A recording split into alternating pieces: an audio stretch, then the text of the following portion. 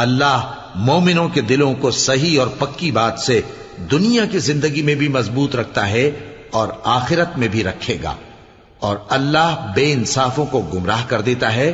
اور اللہ جو چاہتا ہے کرتا ہے۔ کیا تم نے ان لوگوں کو نہیں دیکھا جنہوں نے اللہ کے احسان کو ناشکری سے بدل دیا اور اپنی قوم کو تباہی کے گھر میں لا اتارا،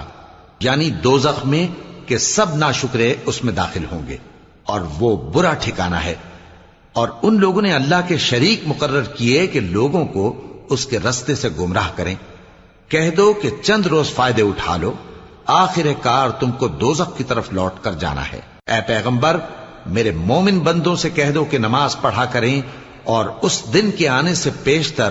جس میں نہ اعمال کا سودا ہوگا اور نہ دوستی کام آئے گی، ہمارے دیے ہوئے مال میں سے پوشیدہ اور علانیہ خرچ کرتے رہیں۔ اللہ ہی تو ہے جس نے آسمانوں اور زمین